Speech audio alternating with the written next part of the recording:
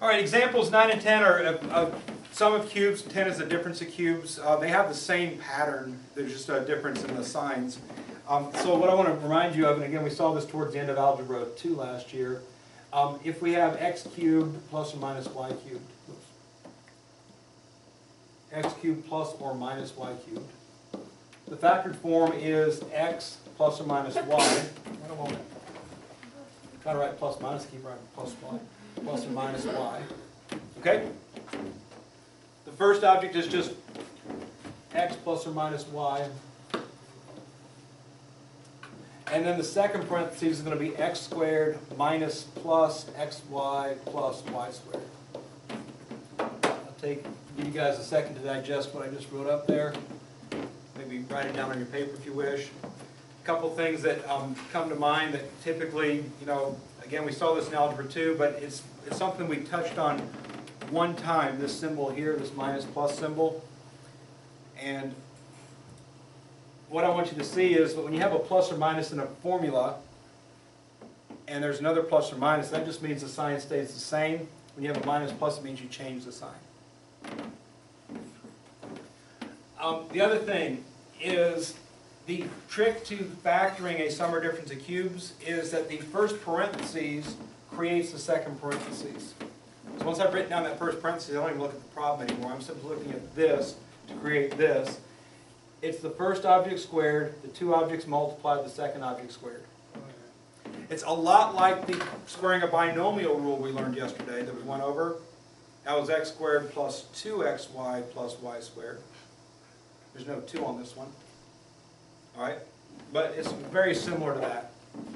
They're not the same rule. They're not supposed to be the same rule, but they look about the same. So sometimes people get that mistaken. They want to throw a 2 up in there because they remember there being a 2 somewhere at some point in time. But again, it's just the first object, the product of two objects, the second object. The signs are the same, opposite, and plus. I always remember standard operating procedure, SOP. Anybody has any military background in their family? SOP is a military thing. Standard operating procedure, that's how you're supposed to do things. Same, opposite, plus. All right, so the basic idea here is if you see cubic powers, that's any power that divides by 3, or cubic numbers, 1 cubed is 1, 2 cubed is 8, 3 cubed is 27, 4 cubed is 64, 5 cubed 125, and so on. All right? Get to know your cubic numbers up to 1,000, 216, 343, 512, 729, 1,000 the next 5. 13, 31, 17, 28 the next 2 after that. After that I'm done. That's as far as I know it. Anyway, but usually up to 1,000. They don't go above 1,000 usually for cubic stuff. So if you know it up to 1,000, you know those first 10 cubes, then you're good. 8 is 2 cubed, A cubed is A cubed, B cubed is B cubed. They're being added. And going back to a difference of squares, that's x squared minus 9. It had to be minus. This can be plus or minus. So it doesn't matter if you're adding or subtracting. If they're cubes, you can do it. So all I got to do is figure out the cube roots. The cube root of 8 is 2. The cube root of A cubed is A. The cube root of B is B. Okay, I'm not going to write any signs in yet. I'm just going to put my objects first, and then we'll worry about signs in a minute. So the first parentheses is a binomial. The second parentheses is a trinomial. So I got 3 pieces to fill in. The first piece is square this guy. Right? 2 squared is 4. A squared is A squared. The second object is multiply these two guys together. That's just 2AB. And the third object is that thing squared. That's just B squared. At this point, I look at the sign of the problem. It's plus.